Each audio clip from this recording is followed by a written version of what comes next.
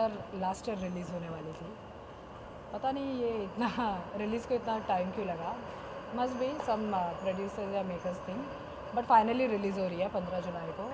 और ये प्रीपोन इसलिए हुई क्योंकि ये मूवी लीक हो चुकी है एंड इट्स क्वाइट अनफॉर्चुनेट कि बालाजी की दोनों पिक्चरें बैक टू बैक लीक हुई। पहली थी उनकी उड़ता पंजाब, अब है ग्रेट मस्त। इज़ वेरी सैड, एक्चुअली ऐसा होना नहीं चाहिए, but it's a successful franchise. I am sure कि लोग थिएटर में जाके देखना पसंद करेंगे। और यू नो एक कंप्यूटर पे देखना और लैपटॉप पे देखना डिफरेंट एक्सपीरियंस है and it's a good movie. I am sure लोग इसे पसंद करेंगे, थिएटर में ही जाके देखेंगे। And you know it's very sad कि ऐसी चीज़ें हो रही हैं। Okay, I B continue the same question, you know, जैसे आपने कहा कि इट्स वेरी सैड इस तरह की फिल्में लीक हो रही हैं, आपको लगता है कहीं ना कहीं कुछ साजिश जैसा कुछ हो रहा है कि खास किसी एक मेकर को टारगेट करा जा रहा है? अगर आप देखें, you know, the way you said Udta Punjab, then other Balaji film that is leaked. Actually ये है ना, आप मेकर्स को ये क्वेश्चन पूछिए क्योंकि I think they will be the right people to answer. क्योंकि मेकर्स के अलग डिसीजंस होते हैं। हम आर्टिस्ट जब शूटिंग चलती है तभी हम आते हैं, और बाद में रिलीज़ करना, कैसे स्ट्रैटेजाइज करना, प्रमोट करना, पब्लिसिटी, एवरीथिंग वो मेकर्स पे डिपेंड होती है। और जब पिक्चर जब शूट करके ख़त्म होती है वो सेंसर में जाती है वो सब। तो I think makers should take care of it और थोड़ा उनको यू नो केयरफुल या तो कॉशियस होना चाहिए इन सारी चीज़ों को लेकर। फिल्म लीक हो जाने के बाद जब आप एक आइटम सॉन्ग करती हैं उसी फिल्म के लिए, तो कितनी जिम्मेदारी बढ़ जाती है कहीं ना कहीं? Do you agree with this कि मेकर्स भी सोचते हैं कि एक सोनाली रावत और एक वो भी आइटम सॉन्ग को, वो भी तीन अलग अलग अवतारों में, क्योंकि आफ्ताब अलग तरह से विजुलाइज कर रहे हैं आपको, रितेश अलग तरह से विजुलाइज कर रहे हैं आपको, एक यू नो एक बूस्ट देगा फिल्म को, एक हाई देगा फिल्म को। Do you agree with this? Actually ये मूवी में मेरे 5 लुक्स हैं 3 नहीं है। और बहुत ही मुश्किल गाना था क्योंकि बॉयज़ मुझे डिफरेंट अवतार में विजुअलाइज कर रहे हैं, फैंटासाइज कर रहे हैं। सो बहुत सारे प्रॉप्स यूज़ हुए हैं, बहुत सारी थीम्स यूज़ की है, बैकग्राउंड बहुत डिफरेंट टाइप के बनाए गए हैं। तो काफ़ी हेक्टिक था शूट करना और मज़ा आया शूट करके क्योंकि थीम जैसे मैंने कहा फैंटासाइज कर रहे हैं, तो उसमें लेदर यूज़ हुआ है।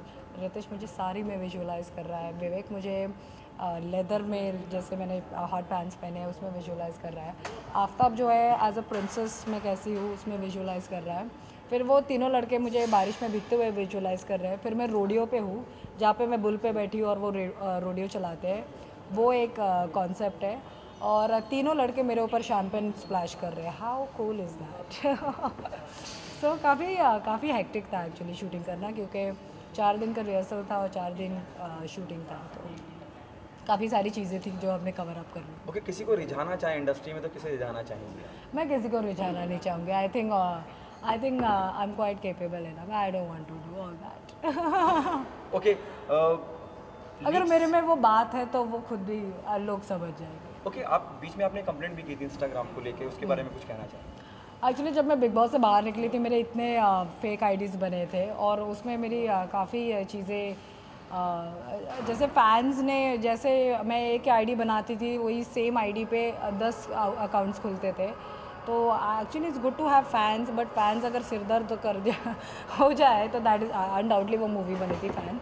तो so I think I would just like to say कि फैंस अभी वो they should stop doing all this. ये इम्पोस्टर चीज़ें करना बंद करना चाहिए।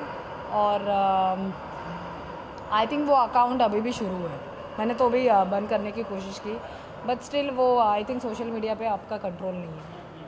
ओके, उसके अलावा something out of the box, R D Burman के बारे में क्या कहना चाहेंगे? R D Burman, you know, R D Burman के संगीत के बारे में क्या कहना चाहेंगे? I think R D Burman जो मेरी पहली पिक्चर थी एक्सपोज, वो 60s में बेस्ड थी। तो हिमेश ने काफ़ी सारे गाने आर डी बर्मन के यूज़ किए थे जो काफ़ी हिट थे। So R D Burman I think is a legend.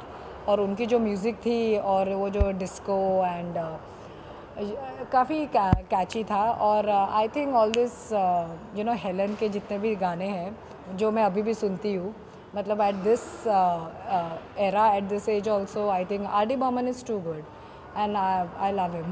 Okay, there's a process happening in the industry where they're planning to make a biopic on R.D. Burman. Whom do you think is the best suit for the R.D. Burman? R.D. Burman जी, मैं actually उनके बारे में ज़्यादा इतना personally जानती नहीं हूँ क्योंकि वो तब थे, हम अब हैं। सो मैंने सिर्फ गाने सुने हैं और मेरे मॉम को भी आर डी बर्मन के गाने बहुत पसंद है, तो I think R D Burman का कैरेक्टर आई थिंक रणबीर कर रहा है, ये न्यूज़ है, कौन कर रहा है At the moment, there's no information.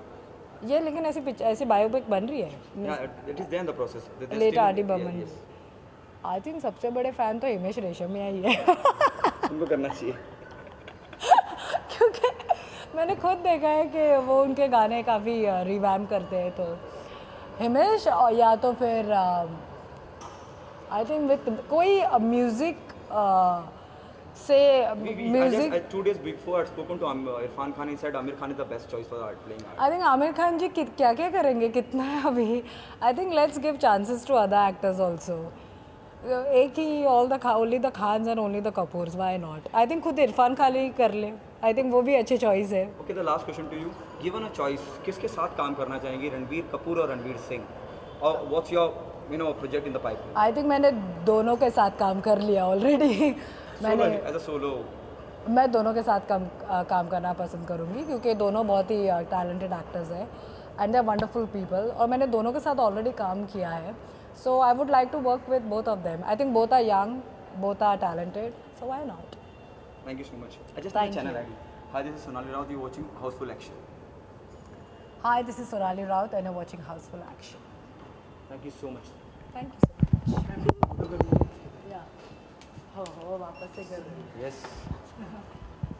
Bye.